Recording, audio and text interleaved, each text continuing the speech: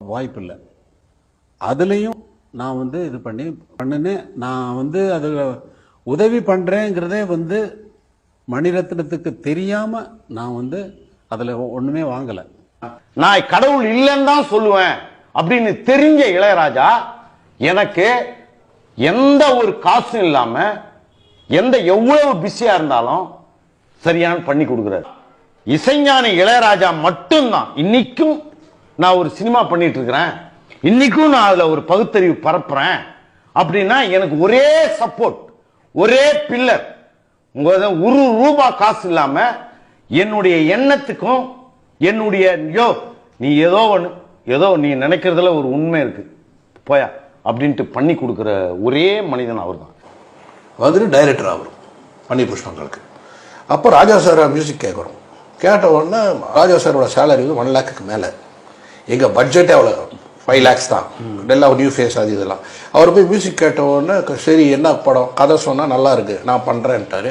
ஆனால் ரெமண்ட்ரேஷன் சொல்லவே மாட்டேன். ரீரிகார்டிங் வரைக்கும் ரெமண்ட்ரேஷன் சொல்லாமல் கடைசியில் சொன்னார், சரி என்ன ஏதாவது கேளுங்கண்ணே பயமாக இருக்குண்ணே சொல்லுண்ணே என்னண்ணே நீ பேசாமல் இருக்க சொல்லுண்ணே எங்களால் முடியாதுண்ணே நாங்கள் இப்படி பண்ணுறோண்ணே படம் என்ன அப்படின்னா இவர் சொல்கிறியா சார் அப்படின்ட்டு மியூசிக்கெல்லாம் போட்டு பாட்டெல்லாம் ரெக்கார்ட் பண்ணி ரீரிகார்டிங் வந்தாச்சு.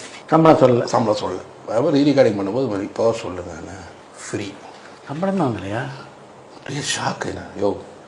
முதல் படம் பண்ணுறீங்க முதல்ல ஜெயிங்க அப்புறம் பார்க்கல ஓகே அப்படின்னா இது இளையராஜா. அப்போ அவருக்கே சொன்ன ஒரு வாட்டி அப்படியா அப்படின்றாரு. அவர் மறந்துட்டாரு. எவ்வளோ பேரை பார்த்துருப்பாரு. எவ்வளோ நான் தயாரிப்பாளரும் போது பதறிட்டார் ராஜா, இன்னும் சினிமா எடுக்கிறீங்க திடீர்னு என்ன எனக்கு பயமாக இருக்கணும் படுத்தணும் அட்வான்ஸ் அதெல்லாம் ஒன்று வேணும் கல்கனுடைய பணம்லாம் என்கிட்ட நீ படுத்த முடியும் போங்க படுத்த முடியும் போங்க ஒன்றும் வாங்க மாட்டேன் 2 படத்துக்கு வாங்க மாட்டேன்ட்டார். அப்படியா? ஆமாம் வயசான என்ன பணம்லாம் இருக்கு நீங்கள் நல்லா இருக்கணும்.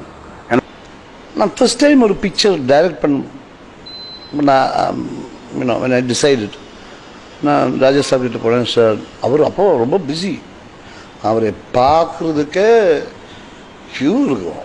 அதுக்குள்ளே போய் அவர் கூப்பிடுவோம். என்ன பார்த்த உடனே கூப்பிட்டேன் உள்ள. நான் இந்த மாதிரி ஒரு படம் பண்ணுறேன் சார், என்னோடய ஃபர்ஸ்ட் படம் நான் டைரக்ட் பண்ண போகிறேன், நீ காசு கொடுக்க வேண்டாம். எனக்கு அதுலேருந்து ஒரு பைசா கூட வாங்கினேன் அந்த படத்துக்கு. 5 பாட்டு பண்ணேன். அவர் இட்ஸ் அ கிரேட் மேன். சினிமாவுக்கு போனால் ஒரு புதிய பாணி திரைப்படங்களில் வெற்றி பெற முடியுங்கிற நம்பிக்கையோடு நான் சென்னையை நோக்கி வந்தேன். சினிமா முதல் படங்கிற துடிப்போ பயமோ அதெல்லாம் எதுவும் இல்லாமல் விளையாட்டுத்தனமாக தான் அந்த படத்தை நாங்கள் எடுத்தோம். அந்த படம் நான் எடுக்கிறதுக்கு காரணம் இந்த மணிவண்ணனை போட்டு எடுங்க அப்படின்னு சொல்லி என்னை சிபாரிசு பண்ணவர் இயக்குனர் இசை அமைப்பாளர் அண்ணன் ராஜா அவர்கள்.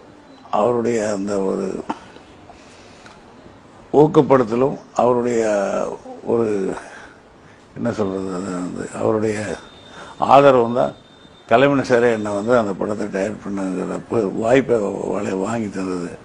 ஆகவே நான் ரொம்ப நன்றி கடன் பண்ணுறது என்னை சினிமாவில் வளர்த்துறது இளையராஜா.